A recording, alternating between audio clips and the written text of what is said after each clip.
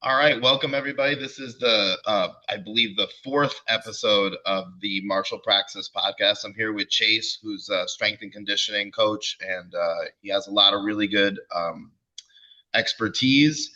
And I've seen him work with a whole bunch of different athletes that I know and get them back functioning after injuries and help them prepare for competition. So we're gonna kind of ask him all the questions that people have about strength and conditioning for combat sports, and really get into some good stuff. Really happy to have you here, man. No, I genuinely appreciate it. And if I were to talk to anyone about this, I think it would be you.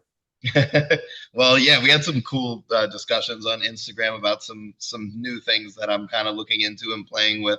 Can you just tell us a little bit about your background in strength and conditioning? What are your certifications and kind of like how'd you get into it and that type of stuff? Yeah, for sure. I've been doing strength and conditioning for the past 5 or so years at the very least. And certification wise, I have a CSCS, which in terms of strength and conditioning, from a standardized practice, it's probably one of the most sought Yeah, after. And outside of that, I'm certified for functional range conditioning. Um, Outside of that, I would say like in terms of the people I work with anyone from say like you kind of what you're mentioning, like anyone like a world class BJJ athlete, even some MMA fighters, some being in the UFC, and even just 9 to 5ers who just yeah. happen to do jiu-jitsu as well. I think that's one place where, I've known people who have good certifications and good education in the field, but they don't have the experience working with high level athletes. And there's something really to be said for that. You learn things working with athletes, but also working with regular people. I think it's actually important to have experience in all segments of the population. When I was younger, I spent 4 or 5 years working in physical therapy, and the majority of the patients we dealt with were, older people who had knee replacements. But we did have the occasional like professional athlete that would come through, and it was very interesting. Like, you learn so much from these different bodies, and also sort of like what they have in common. Like, it's interesting how you might think you might think it's totally different working with somebody who's a world class athlete versus somebody who needs regress stuff, but there's actually like this continuum and it just kind of flows. Oh, for sure. I feel like I personally feel like everyone should try to base themselves off of the top 1% at the very least. Like I would say like if you look at studies and whatnot, most of it has to do with Gen Pop to some Yes. degree. And if you're just trying to base all the information that you have off of just Gen Pop, general population alone, you're going to just have yourself set up with a certain viewpoint that may not be the complete scope or spectrum of actual reality. Yeah. I think it's actually easier to see with like not even the general population, but people who have really bad injuries and are in bad health and are like really low action capacity. I think sometimes it's easier to really see what's going on with those people, because Mm, when you have people who are genetically gifted, it's it's really difficult to know what's going on. Like, they do studies on athletes, and like I've seen a couple studies where it's like the athletes who are sprinting the fastest are also the athletes who are squatting the most, and it's like we can't really say that that's causal. Like, it could be. There's a chance that there's a causal relationship there, but it could be that the athletes who are the best sprinters are genetic freaks and also can tolerate the hardest weightlifting routines, which have developed their ability to squat. Like, there's no like there's no assurance of the transfer. There's a chance that like these people are just really in they have really they're specimens and they're just able to tolerate the most training of any form. yeah. So when you get with people who are in like sort of a lower place of not being so genetically gifted, maybe not having taken care of themselves for years, I think you're able to see just a little bit better like what works and what doesn't work. Oh, for sure. I feel like, especially with like the elite athlete aspect, a lot of times you'll see in like NCAA and whatnot, most of the coaches are just telling the strength coaches to just let the athletes do whatever they want in the room, Yeah, and they throw up weight anyway. and they're Yes. able to just to genetically do so. But most of the time, it's just let's And just make sure that these guys don't get injured. you can find people at the top who do like, and I do believe in degeneracy. Like, I don't think that everybody has to do the same thing. Like, not like they just don't. Like, there's lots of effective ways to do strength and conditioning. I've had success with many wildly different strategies, and I've also done certain things that didn't work at all. So it's not that everything works, but I think that there's multiple things that are effective. But you see with like athletes, like you have Kyle Dake who does functional patterns, which is like way out there in terms of Hmm. like almost completely unrelated to the rest of the field of strength and conditioning, right? And you have like Tom Brady who just does his own thing.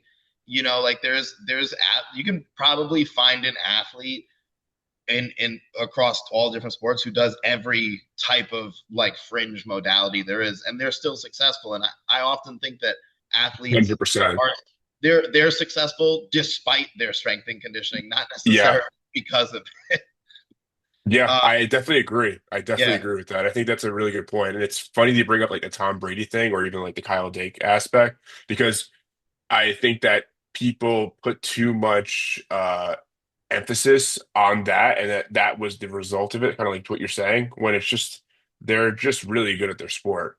Yeah. Exactly. Like they're good at what they do, and they're able to succeed despite doing some, fringe thing for their strength and conditioning. So what's your like what's your if you could like kind of sum it up, what's your general approach to like programming for, for a healthy athlete? Like what are you looking at? What kind of periodization do you use? Like what do you do for somebody who's a combat sports athlete and they say come to you and say, "Hey, I want to overhaul my strength and conditioning, get stronger, get better, and perform better." No, it's a solid question. I feel like for me, I like to focus more on undulating periodization and try to stay ready all year round. And if Yeah. for folks who don't understand that, who are listening in, basically the periodization is essentially cycling in almost like daily to some degree. Yes. And I like to just focus, and with my programming and the way when I work with athletes, whoever you may be, I like to section things off in different pillars, whether it's one, strength, power, uh, mobility, and actual skill development. So I Yeah. think that they have to Yeah. be separated. That makes a lot of sense. And also that what you said about using the undulating periodization makes a ton of sense because, you know, with especially with Brazilian Jiu-Jitsu. So with MMA, it's a little bit different, but not For not sure. super different, but a little bit. But with Brazilian Jiu-Jitsu, there's been times where I competed every weekend for 4 months, or sometimes twice in a weekend, sometimes twice in a day, and if My you're God, if that's you're crazy.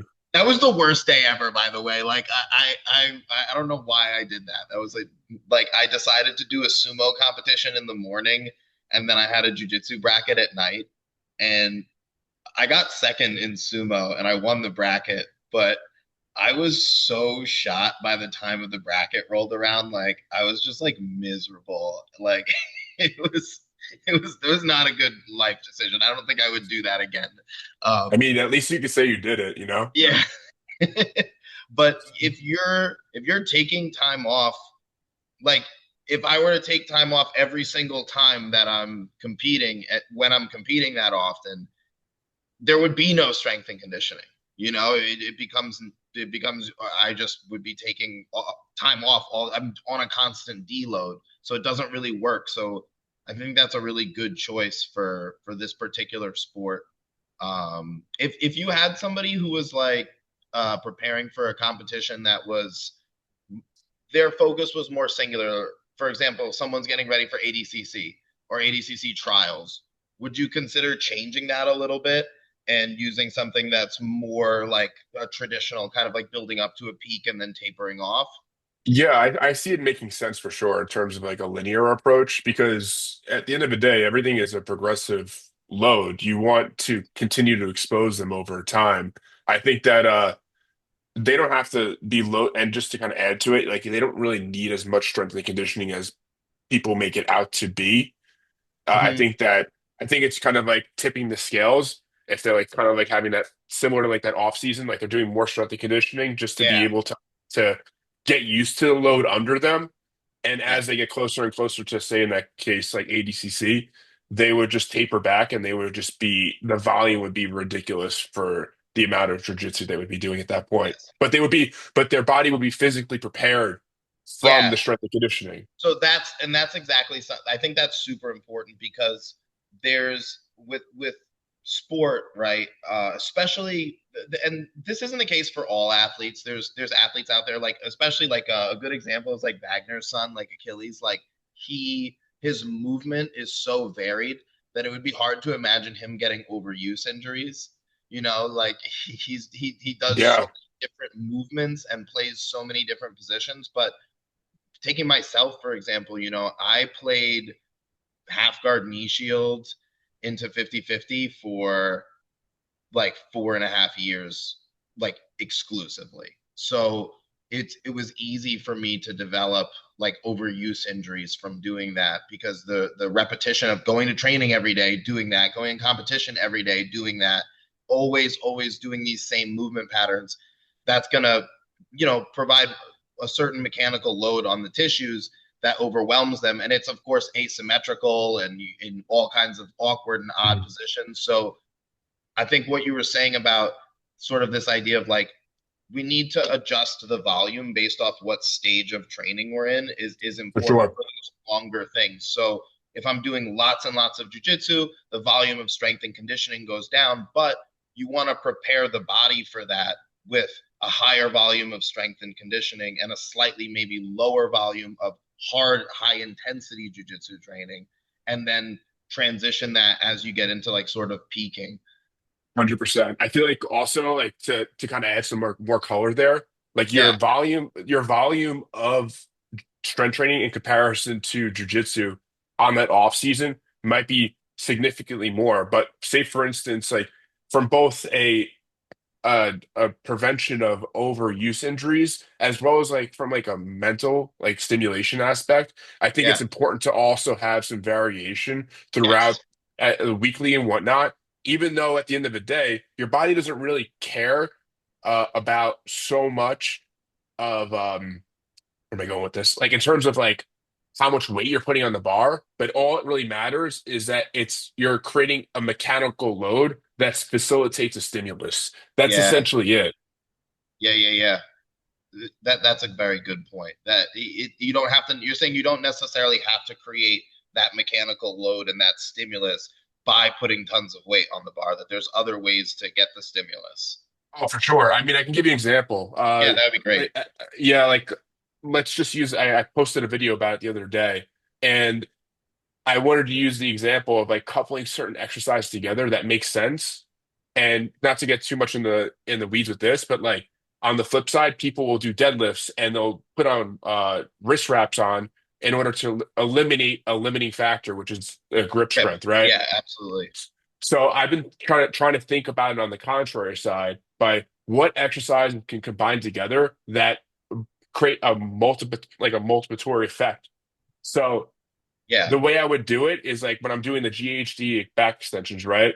yep, I would combine the weight with like a scapular Y in together with that. And the reason why it works so well is because of like going back to the point with leverage is that as I lift up with my arms in a scapular Y, and if people in the audience don't know what a scapular Y is essentially just bringing your arms up into a Y yep, position. It hits the lower traps in yeah, order to help with like a bit of like that overuse from like crunching in so yeah, much. yeah, yeah, And we could talk about that as well.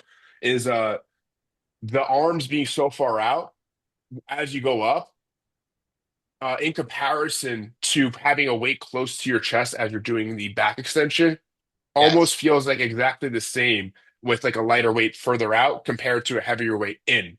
yes, So it's yes, kind of like in the same way as you do an arm bar yep. and you have your arm, you're trying to do an arm bar like at the close point of the fulcrum.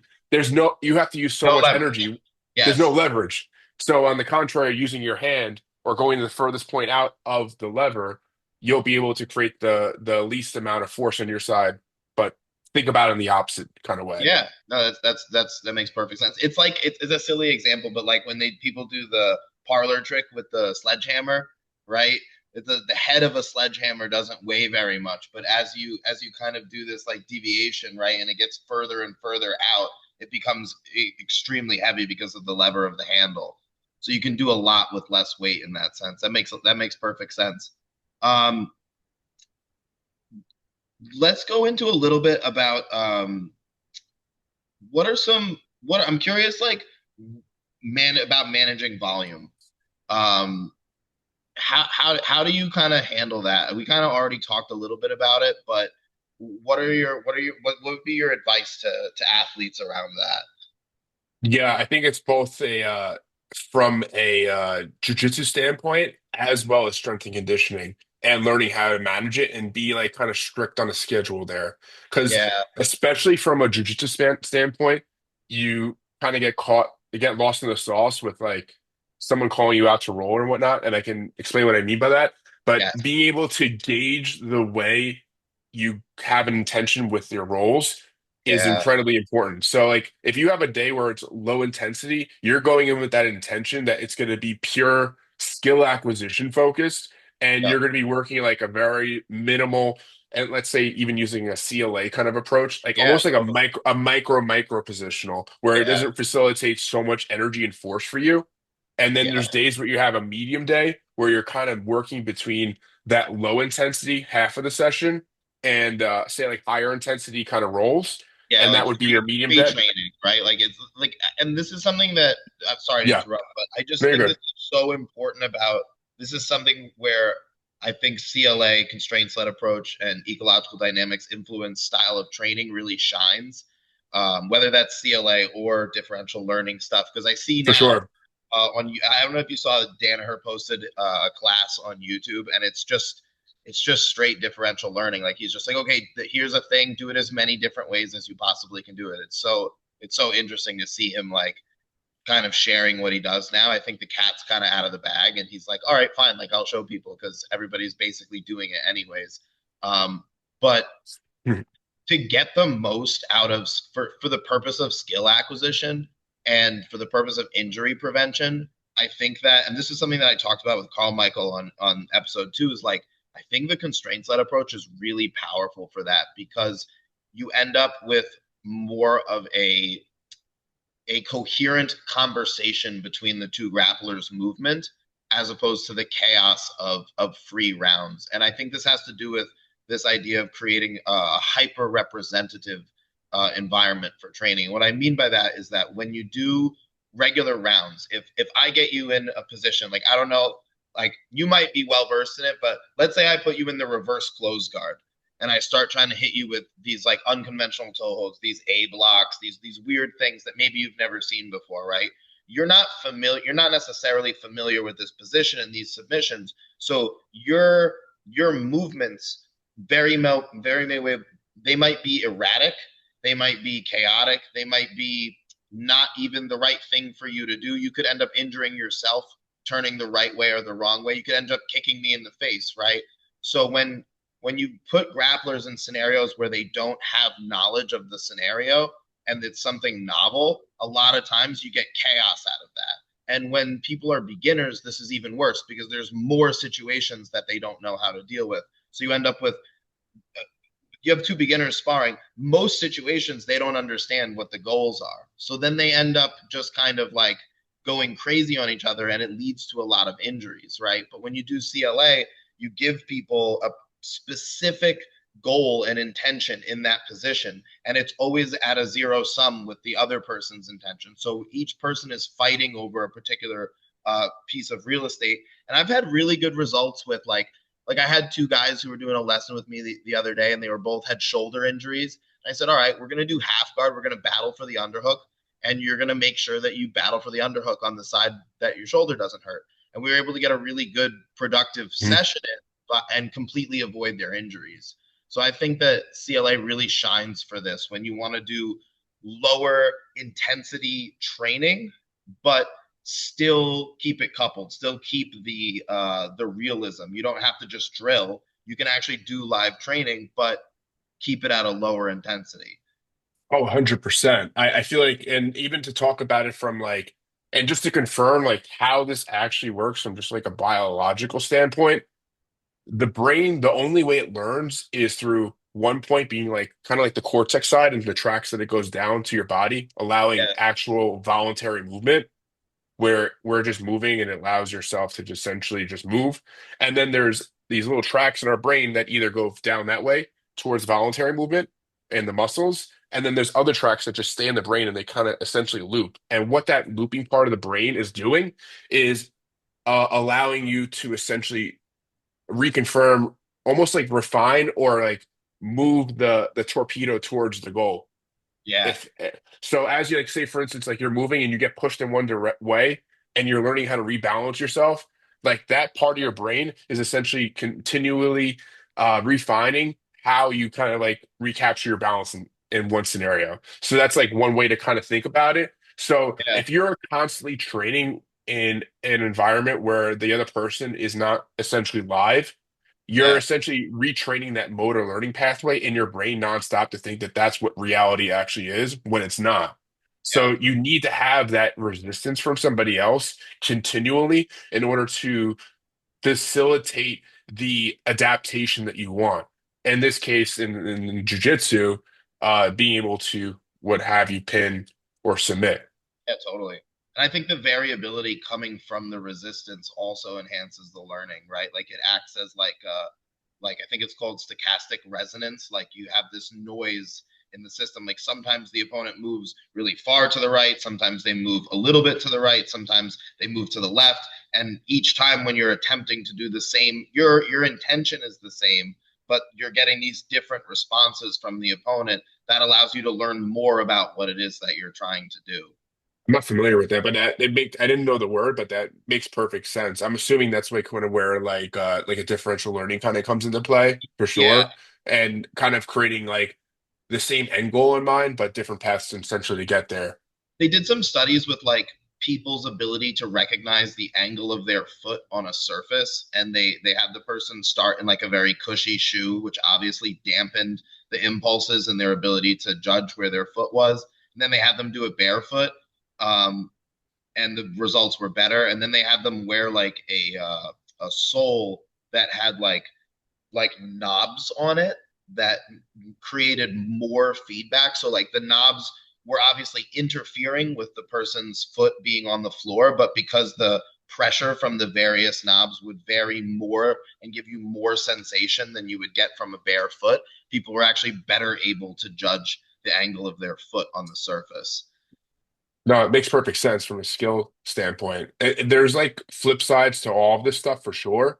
Like I can give an example where they did studies with baseball players, and the baseball players like the direct translation to being able to hit the baseball further and get more home runs is if we kind of train with a heavier bat. Yeah, And the problem with that was on the flip side was that even though they were training so much with the heavy bat, once they went back to the normal size bat, their entire pattern of motion completely changed, which and they couldn't hit the ball. It was just completely off. so this brings up a really important question that I have about strength and conditioning, which is so for a long time I was kind of like in favor of like grease the groove type thinking, whereas like if you want to get better at bench pressing, you want to get better at squatting, you want to get better at deadlifting, just do those movements a lot, right? Like do those movements as much as you can, right? And then I started playing around kind of with like a West Side barbell approach a little bit, where I instead of doing so much bench press, I would do some incline press, some what's it called? Oh my god, a Larson press, right? Some Larson press, some floor press. So varying the movements slightly. What's like kind of your take on that? Like if somebody like it, kind of leaving the question of transfer aside for a second, like if somebody just wanted to increase their numbers on a particular lift, they've already identified a area of weakness and they want to get better at something. Do you think it's better to go with the variability of changing the exercise slightly and doing slight variations in order to be able to handle more total volume with that particular movement pattern? Or is it better to focus on the movement itself and train the movement itself more often? Like kind of like sort of like what you said with the baseball example, where yeah, sure, there were some positive results of using the heavier bat, but then when they went back to the lighter bat, it didn't work so well. Yeah, I think that's a really good point, what you're asking. I think overall, it kind of goes back to the earlier point. I think that the variability aspect, it goes to a depends Yeah, on the person. So a younger athlete can probably, and if they're doing like a combat-based sport, they're not trying to become an Olympic athlete. Like you can probably see, I've seen so many athletes where they're not like super strong in the gym, yeah, but they hold you down, and it's a different type of strength that you can't yeah, really explain. And yes, I think that's just the reps that come down to it with like being able to create leverage there and yep, how they kind of create strength. But I think that ultimately having some sort of variability and understanding like kind of like the adaptation cycle for that person is ultimately going to dictate how often they adapt. Like sometimes like if you have like a 45, 50-year-old person that's going into the gym with you and they were to ask me like, oh, what should I do? Maybe you should stick to a program just a little bit longer, just yeah, because of the fact that all this variability, you're not going to get much adaptation and you're going to yeah. be just getting domed all the time. That, Whereas a that's younger actually athlete, yeah, that's a what are you really good. saying? No, no, that just makes perfect sense. So like if it depends like almost like what I hear you saying is that it depends a lot on like your training age and where you are sort of in your like journey with these things. Because if you're newer and you have less experience or you're a little like detrained, right? You're better off sticking with the same movement and getting stronger relative to that movement until those results start to taper off. For sure. I think that it in and of itself, like it's a skill to be able to do these generalized movements. Let's say like Yeah, a horizontal push, a yeah, vertical push, whether it's upper or lower. I think that's just how we kind of have to look at it from a higher level, is that these are just movements in different planes that we're yeah. trying to play around with, and we can create variation depending on how the person's responding to them and depending on the biomechanics on how their body kind of moves through them. Sometimes, like if they want to learn how to even do like Olympic lifts, sometimes it's harder for them to do like if they're a taller person, it's just gonna be harder for them to do some of these movements. So we have to make a kind of adjustments for them to make sense. What factors do you look at when you want to make those adjustments? Like, I feel like most people really love to think about how sore they are, but there's like a growing body of research that kind of points to the idea that that's not the best indicator of the progress you're making. So what do you look at? I'm guessing you probably look at biomechanics and you probably look at progressive overload, how much weight can you move, but can you tell me a little bit about what you use to assess this?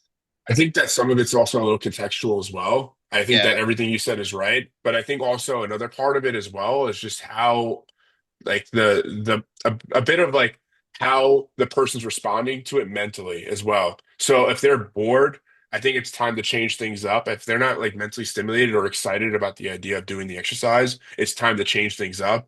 Or if they're kind of like coming into the gym like not putting up, if they're going down too often for too long, I mean that's contextual as well, depending on how much jujitsu training they're doing as well. But I think ultimately, if what makes someone excited to do something in the first place is usually like a huge indicator for me to start to change things up.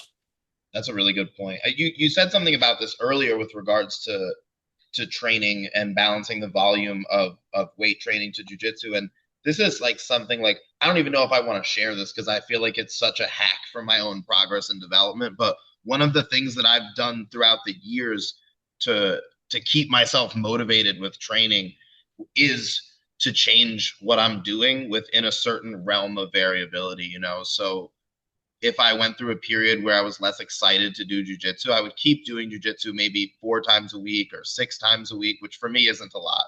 Um, like for me, a lot is like 3 times a day. So uh, I would change what I'm doing as my focus. I might focus on Chinese wrestling or focus on judo or focus on sumo wrestling. Or focus on catch wrestling. I would take a new area of focus, area of study, or it could even be there were times where it was meditation. There were times where it was Tibetan yoga or weightlifting. So I go through these various periods where I'm really jazzed about something, and I kind of consider it my due diligence to stay engaged on a certain level with jujitsu because it's obviously my main sport. But I will kind of take a period of time and make something else like a little bit of a project. And it keeps me really mentally excited about what I'm doing. And usually at the end of those periods, I'm able to take a whole bunch of skills and import them back into my jujitsu successfully. And I found that to be really, really valuable. I think that's a it's a fire ad there. I think that from my perspective, and it was funny, I was having a conversation with a athlete yesterday who does both tennis and volleyball, and I was just asking her like, "Hey, like what sport do you like more?" And she's just like tennis, but I'm actually better at volleyball. And my advice to her in that moment was keep doing the tennis then.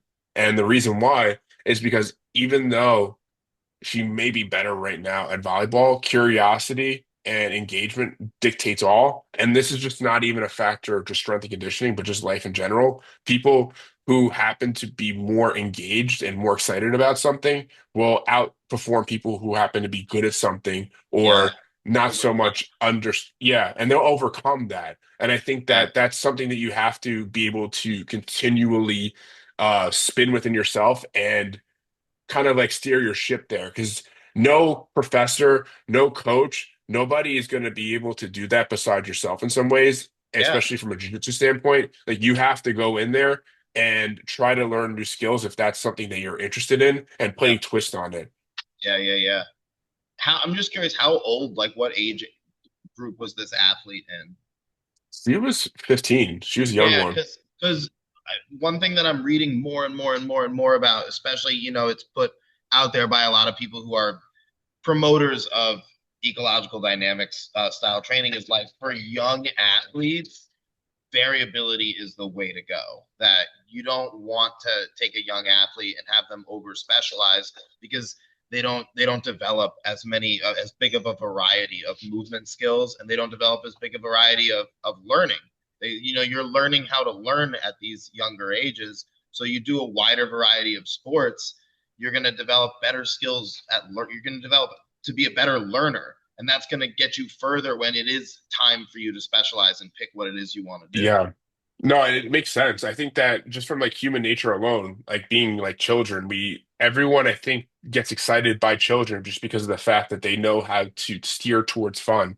And not to get super philosophical from that, but like I feel like a lot of adults have like lost that charm within themselves on how to Yeah, be fun, you know? But I absolutely. think that's an important point to like inject into both like a strength and conditioning program as well as jujitsu because if you're able to inject fun into those things and even to like bring up the idea of um like warm-ups for jujitsu. Like I do find that like the typical traditional warm-ups aren't essentially doing their job anymore because they're maybe warming up the body to some degree. Sometimes it's just over the top, and then two, it's just not mentally stimulating. And I Yeah, think that's the point, both from like a children's standpoint, and sometimes you have that like 9 to 5er that just worked a full day, and they need to switch off, and they yep, need to be able to get themselves into the jujitsu mode.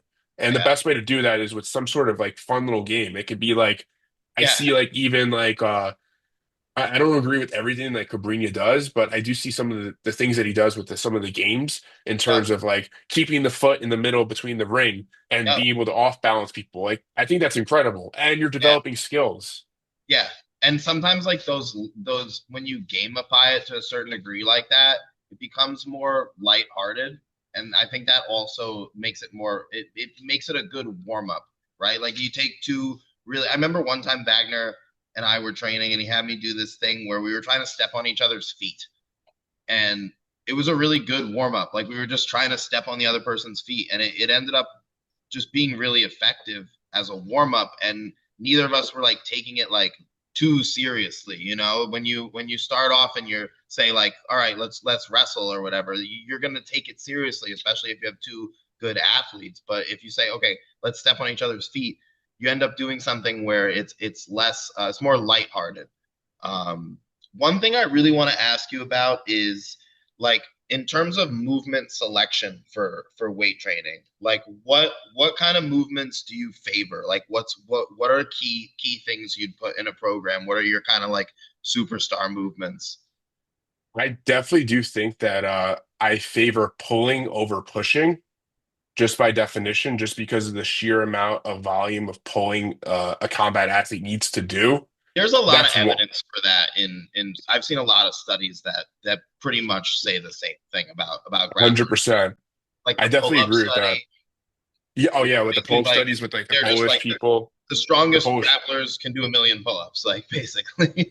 yeah, it's an easy correlation. Like the Iranian wrestlers and the Polish wrestlers, like those studies were pretty interesting for sure. I definitely favor a lot of flexion-based exercises just because one, being able to put yourself in a compromised flexion-based position and then being able to then flex out of it, I mean extend out of it, is Yeah, usually the case for a lot of jiu-jitsu athletes that they need it, not just from a strength and conditioning standpoint, but from like a prehab standpoint. And the reason why I bring this up is because it's inevitable, even if you're a hobbyist or you're an actual athlete in jiu-jitsu. But ultimately, modernity has forced us in positions that for longer periods of time than we need to, and we're not yeah, able to adjust out of them. And then you put on the factors of combat jiu-jitsu and let's say standing up in crouch positions, playing yeah, guard. It's not yeah. to say like it's not to say Oh, that any of these positions overall are intrinsically bad and we make adaptations, but being in a position for too long is usually the issue. we have And a being able, flexion-based lifestyle, and then you have a flexion-based sport like jujitsu, and it's a lot of flexion. You probably need to balance that out by doing some extension.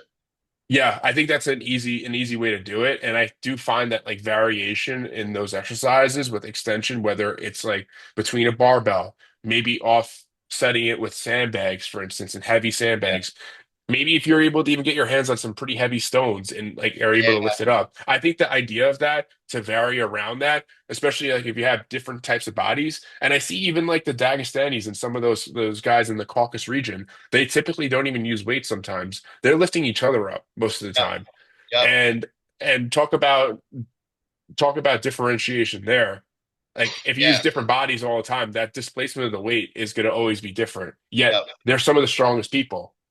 Yeah, absolutely.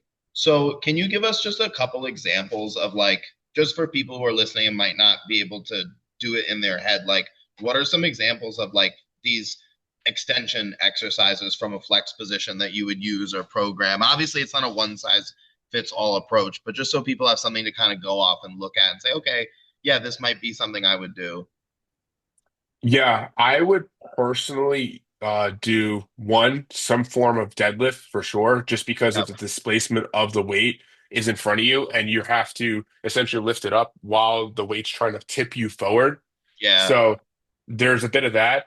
I find that, and if anyone follows me, I know that when you see my videos, like for instance, some sort of back extension related exercise for sure, I think is incredibly important just because it allows you to then focus in on not just like an overall hinging of the hips, but also focusing in on extending from every single vertebrae in and of itself while your legs are essentially locked in. Yeah. And that way you can kind of like see where some of the sticky parts are. Maybe in your Yes. most of the time, it happens to be the thoracic region for sure, where Yeah. the tightness kind of shows itself. But being able to build in more mobility in those regions is incredibly important. Another one as well is I find like Jefferson curls are great just because of the fact that with a Jefferson curl, you put yourself in such a compromised position, to some would say, that when you're in, like, say, for instance, in jiu-jitsu and trying to lift someone off the floor, it's essentially the same thing. Yep. And that's where I think that that goes into play. And as well, from the other end of the spectrum, I do feel like reverse hypers are really great just because of the fact that you've now locked out the hands and you have to hinge more from the mid and lower side exclusively. Yeah. And there's also that decompression with the reverse hypers, which is really nice. I think for people who have like any kind of like lumbar issue, it's a good stretch when you're at the bottom of the movement. Yeah, and it helps with moving those discs back into place as well. Like, say, for instance, like an Yeah. example being like if you've noticed yourself like driving for 3 hours straight on the road and you have to get up and like stretch out, it's usually because you want to be able to move that disc a little bit back into place a bit, Yeah. just from like sitting in that position for so long. It's interesting that you brought up the Dagestani wrestlers because that whole area of the world, right? They have like a really strong like wrestling culture, even as you get like over into Mongolia, right? And their style of strength and conditioning is very different than what we do. Like they do the heavy lifts and stuff, but there's a really big emphasis on muscular endurance where they're doing hundreds and hundreds of reps of like dumbbell like pummeling drills and things that are like really high volume to try to develop that like muscular endurance. Do you think that that has a place in programs? Like, what's your take on that? Yeah, even to go back into that earlier point to where we're talking about with linear progression, I think earlier in the program uh it would be less about the muscular endurance earlier on and more Yeah. about like just generalized strength to some degree. Yes. Yeah. And then as you go on from a linear side, I would go more into some muscular endurance alongside more power related exercises as you're trying to Yes. prime that CNS or Yeah, central nervous system. that's like the middle block. Like if we were just to make it super simple and have three blocks, like you have this like preparation block where the weights are a little bit heavier, the volume of strength training is high, and then you have a middle block where now you're starting to do these power exercises, maybe you're incorporating more like Olympic lifting, and then also these kind of like muscular endurance training, and that would transition into a block where you're primarily focused on skill development. 100%. And also some cardio based as well to add to that. And just even to point to some of like the things that I've seen in the MMA world as well and like what's made them very successful is some UFC athletes like say for instance like Marab for instance or the Australians like um Volkanovski, Israel Adesanya, and how their camps kind of go is on the Aussie side, like I've seen specifically, and I've kind of taken an analysis to it. But 8 weeks out into a fight, what they'll do is they'll essentially do a Shark Tank for essentially 20-25 minutes before the match, and essentially like Volkanovski would be in the middle, and he'll be like on for 5 minutes, and a guy would be cycling in trying to take him down, and he'll have to take down people back to back to back to Yes. back for 5 minutes on, and maybe like 30 seconds off, and then essentially like a fresh guy every 30 seconds. Yes. And Yeah, Marab does the I've same done a thing. drill like that. Yeah. There was this drill that I got from my Chinese wrestling teacher that they were having him do in Mongolia. And basically it's you're in for anywhere between 10 and 20 minutes, like it's 10 to 20 minutes long, and every minute you have a fresh guy come in, but you wear a jacket. Like I'm wearing a Shuaijiao jacket or Mongolian wrestling jacket or a gi top, and the other person doesn't wear the jacket. And it's takedowns only. So you can't grip them at all, right? And they can just grab you and kind of ragdoll you. And you're trying to take them down, but your main job is to not get taken down. It's like it's an Yeah. endurance drill. And I think it's a job of not trying to lose rather than trying to win in this scenario yeah, and just try to yeah, survive. I think it's just really important to point out that a lot of like that's I guess you can say like the sports specific conditioning that can kind of like meld between the two. And ultimately, I don't see something like that being played into like more than once a week, honestly. Like no, you it's can't. really hard. There's nothing like that. I've never done anything where I was more tired than that. I was completely just destroyed. Like Yeah. it's like But I could think only about do it jujitsu. once a week.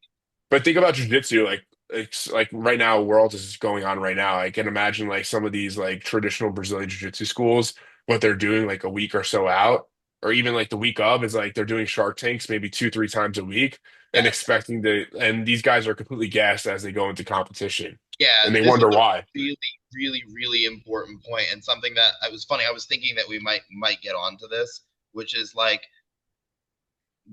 what do you advise athletes to do in the week before competition? Because my take as of late has become in the final like 72 to 48 hours, there's almost nothing you can do to improve your performance, there's only things you can do that will decrease your performance. So like anything, pretty much anything you do, you're just going to end up tired and making it harder for yourself outside of some very light and responsible skill training. I 100% agree with that. I think that most of it comes down to just doing less the week of, because like your body is essentially just overcompensating for all the volume that you've tried to delivered onto it the past couple of weeks anyway. So the less is more. And I find that like if you just manage it with like low intensity volume for the majority of it, which probably is just like working out specific scenarios with like your teammates and like figuring out how you want to go and strategize. Like that's Yes. probably the majority of it. And on top of the fact that most of these athletes are already doing weight cuts anyway to some degree, is why add that other extra stress onto it with like a day in weight, like a 30, not even a day in, but like an hour weigh in most Yeah. cases. Yeah. Well, I mean, me personally, I don't think it makes sense to be cutting water weight if you have an hour to like that's you need to do you need to lower your body fat percentage for a consistent amount of time ahead of it. And even that is risky because you put yourself in that caloric deficit and then you're not recovering from training as well. I think you have to really carefully plan for these competitions where the weight is a where you have to where the weigh in is so close to the competition.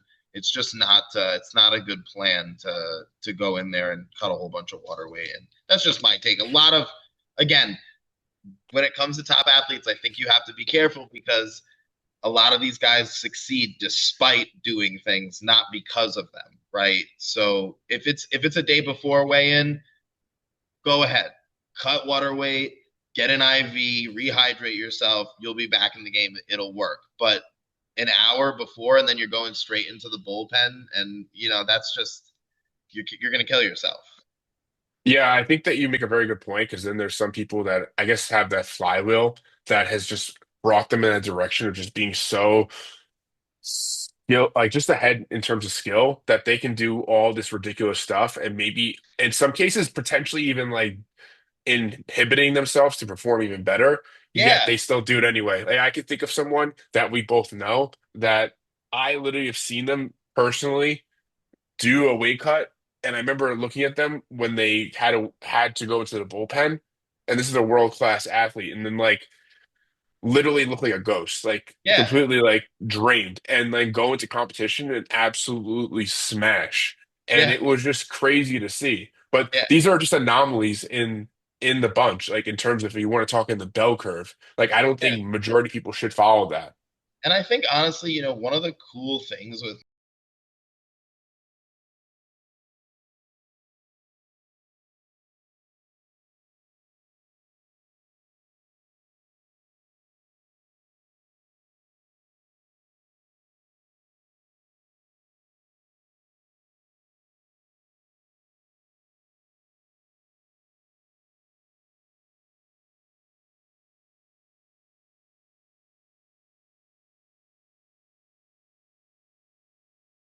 not gonna make it happen otherwise.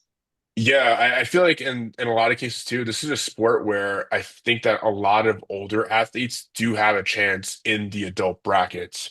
And I feel like not enough older athletes are going into the adult brackets when they should, Yeah, honestly. Like skill wise, it's like I've seen some people down over here that are literally so skilled at what they do, and they just go into like a Masters one or a Masters two division, and it makes you feel like, are you just going in for the medal at this point? Because yeah. you're It's like why? honestly too good. Yeah, You're like just too good to be doing. try it. Yeah, no, 100%. I think that's a very good point. Um, when it comes to like injuries and dealing with injuries, I've seen you do some really cool stuff, some really interesting stuff, and also like one of the things I like that you do is like combining manual resistance with movements. I think that's a really cool approach, and I was just wondering if you could talk a little bit about your approach to dealing with injuries, and also maybe about how you like to use the manual resistance as part of the as one of your modalities, because I think that's a really cool thing I've seen you do. Yeah, so with injuries, I think majority of it is that at the beginning points. And I think that first thing first, definitely see a doctor if it's really bad. I think that to make that very clear. Like I think that if you think that, and usually a good gauge of like whether the injury's super bad or not is that as you're exercising, you typically notice that like the pain that you're experiencing, quote unquote, is not actually injury, but maybe some sensitivity there. Then that's something to be aware of. So if let's say, for instance, again, like if like you're doing strength training and you notice the pain is starting to go away, usually it's an indication more of like a psychological pain rather than a physical structural harm. And if the pain stays the same or it doesn't subside or even in some cases gets worse, I think that's a good gauge to know like, hey, like we gotta like back off a bit and maybe even see some like higher level help here. I do think it's important to like get some information about what structures are damaged. Like that's a really strong jumping off point. Like if you know what's been injured, then you really put yourself in a position to deal with it a lot better. Yeah, for sure. And just to like not like skirt the question that you're asking in terms of like so far, and I can get to that point as well. One being is that with the manual resistance training, I think that overall, I think number one is getting moving the sooner the better with a lot of these exercises is because one, let's say it's either inner tissue or it happens to be some sort of like contractile tissue injury. More or less, they're both most likely going to respond to some sort of load in order to facilitate some sort of adaptation, which in your most of the time is essentially healing. Yeah. So inner tissue, you want to bring that blood over there in the first Yep. place and then load them up. A lot of people will talk to inner tissue being like some of the tendons and ligaments responding well to eccentrics. I personally haven't seen, and I think the evidence is actually pointing to the fact that they're pretty dumb. Like they just respond Yeah. to mechanical load overall. Yeah. And but I do see that eccentrics are good because you can load up with more mechanical load and not Yeah. have to worry about lifting it up. So I Yes, do yes, see the yes. benefit of that as well. It might be Uh, it works because it's a safer way to load the tissue more, not because there's anything special about the eccentric part of the contraction.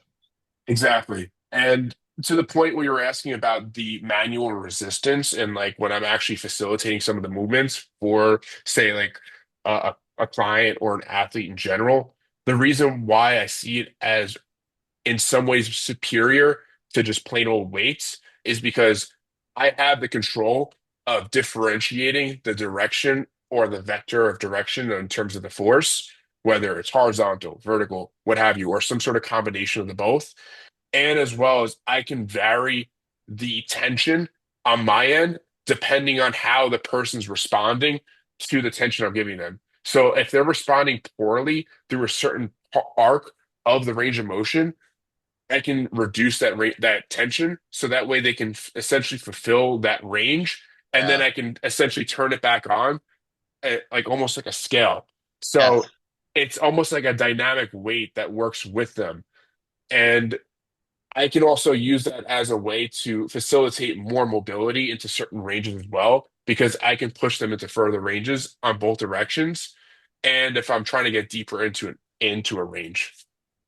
That's really cool. Yeah, that makes perfect sense. I mean, they have some like really fancy pieces of equipment that try to do stuff like that. Like, what's it called? Like isokinetic things where like no matter how hard you push, the resistance is always the same. But it's funny that people just overlook the possibility of doing that just with another person. I saw a really cool exercise the other day where they were having wrestlers kind of hang their head off of a bench, and then the coach was just collar tying them like in a very like rhythmic, repeatable way. And I was like, oh, that's like, provided you don't already have an overuse problem for that particular thing, right? Because if you're getting your head pulled on all the time and your neck's already falling apart, it's probably not the best thing for you to be doing. But let's say you have a healthy neck and you're in that phase one or phase two of that linear part of your thing. I was like, oh, this is a great way you could actually use manual resistance to accomplish something that is pretty much impossible to do with any kind of apparatus. Yeah, I know exactly what you're talking about with the little Georgian Yes. wrestlers. Yes. Yeah. Yeah, Yeah. That's I the know one. Yeah. exactly. Yeah, they're like literally like on a GHD and like essentially just getting yanked on. I Just think getting that that's collar. the I think that's the importance, like kind of like what you're alluding to there. is the importance of actually doing like isolated strength training compared to like muscular endurance, because that's where you have, if you build capacity in strength and some sort of hypertrophy there, the level of reps that you're doing from a muscular endurance standpoint becomes so minimal because you've just developed so much muscle there to essentially handle that capacity rather than Yes. having that same level amount of muscle and having to learn to be aerobically or like your muscles are aerobically sound to that level of stimulus. Yeah, yeah, yeah. No, that makes perfect sense. It's interesting too because I don't know if I agree with this 100%, but there's kind of this outlook that it's not so much that there's any bad movements, it's just that you have to be prepared for them. I think there's probably movements that are more a This waste of is so time. funny. There's like things that are probably more a waste of time and things that are less a Yeah. waste of time. Um, but I do think that you have to be prepared for whatever it is that you're doing. And if your body isn't prepared for it, then anything can become a source of injury. People are constantly I know so many jujitsu athletes who they squat heavy, they deadlift, and then they train hard, and then they're like, "Oh, my back hurts, my leg hurts, like I can't, like this isn't working for me." And it's like you're just not prepared for it. And also this is part of the importance of like a program.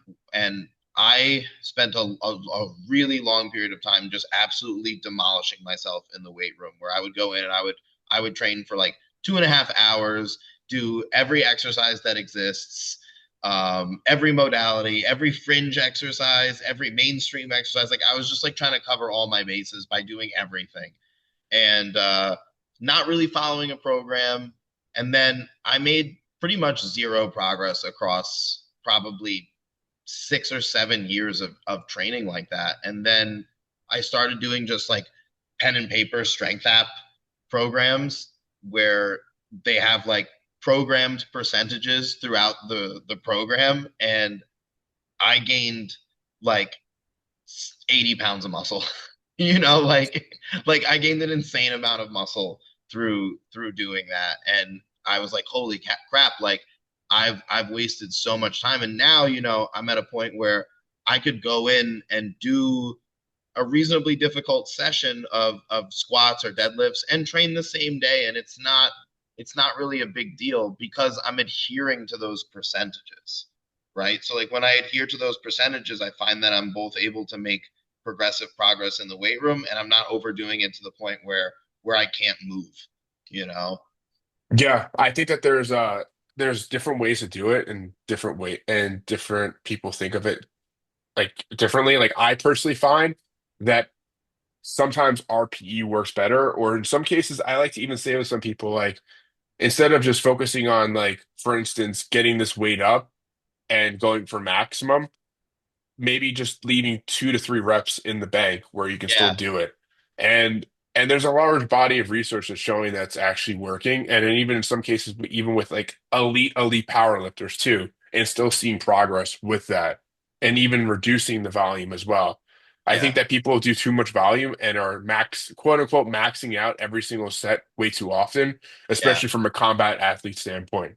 yeah, yeah, yeah. No, I think there's something to be said. I mean, for power lifters, I would say like maybe there's like a question on the table, but for combat sport athletes, I think we could say like with almost certainty that minimum effective volume is the way to go. Like we want to be doing the least amount of stuff and get the most for it rather than just kind of adding things in, maxing out really often. Those type of things are going to make it challenging for you to perform in your sport. Oh, 100%. I think that at the end of the day, like we're just doing strength and conditioning so we can essentially do more jujitsu, you know? Yeah, no, exactly. Last thing before we wrap up here, I wanna ask you like, are there any like exercises that you do or like even like opinions you have that are just like really unpopular and out there? Like, what's like, do you have like a hot take on something that like is just would surprise people or just kind of like, like something you get asked all the time and you're like, no way, like this is terrible, don't do that. Like, I'm just curious if you have like something that you do that's not common that is an insight you feel like you've gained through your experience. I think it's like a bit, there's like two things that come to mind right away. I think that one, stabilization exercises, I don't really think that they really provide enough stimulus Like to power have. press type thing. Yeah, I I hate guess like I think they're boring, and I feel like any of that stuff is just like they don't really provide enough stimulus to actually do much. That's one. What And would I you can even replace that with? so like a power press, I would just do full range of motion, either back extensions or some sort of like core flexion based exercise there. Um, Even stabilization balance exercises, like I see like some of these people that do like some sort of like they'll do like torpedo bar, like the ones that bars that like shake like crazy or some sort of crazy Yeah, weights. And I find that they think that, that's going to transfer over to their jujitsu because the sheer amount of kazushi that goes on in jujitsu, yeah. they That think makes that that's gonna. But the problem is that, and here's a point with jujitsu that makes perfect sense on how it doesn't work with strength and conditioning. The point of doing Kazushi in the first place to say, for instance, if you're a smaller athlete and that person has to be stronger than you, uh, you're essentially turning on their nervous system to shut off their strength so they can regain their balance, right? yes, yes. So from a Kuzushi standpoint, that makes perfect sense. So by you trying to do the same thing by lifting weights and trying to stabilize with it with some sort of balance exercise, you reduce the amount of mechanical load that you can actually put out. So by Interesting. that scenario, you're kind of tipping the scales in a way where you're essentially getting nothing and you're just wasting your time. And this gets into the whole thing of like sometimes we have to be careful with training because we can start to program like these attractors that aren't what we actually are looking for. Like it looks like it's the same thing, but it's actually almost training the opposite of what you want. It What just was the other thing that you that came to mind if you remember? if I remember, because I was just going down a rabbit hole with that one. I just think that just too many chefs in the kitchen, you like doing too many things at once, you gain nothing there. I think that just Yes. kind of goes to my earlier point. You need, and this is something that I wish there was more of, is coaches, jujitsu coach, strength conditioning coach, communicating and working together, like or being the same coach potentially, like having both knowledge enough so that they can manage it all for their athlete because I think you do run into this like too many chefs in the kitchen. You got the strength and conditioning coach telling you to do one thing, or a personal trainer telling you to do one thing. You have your jujitsu coach having you do stuff, and then you're an athlete and you're super driven. You're coming up with shit for yourself to do on top of everything. It turns into a mess. Yeah, I think that's an anomaly to find that one person that's able to do that. I Yeah, think that it takes someone who has like the actual repertoire of both strength and conditioning, understanding of motor learning and skill development, and yeah, wanting to impart that into somebody. I think yeah, you and I both actually care about that. So yeah. not to say that we're perfect, but Put these teams together that can do that. yeah, yeah, Well, and that are motivated. and anyway, this was really great, man. We're definitely gonna have to come back and do an episode two and pick your brain some more because I think we got a lot of really good stuff out of this. But really appreciate having you on. It was awesome. No, I definitely appreciate it too. This was a lot of fun. Yeah, it was super fun.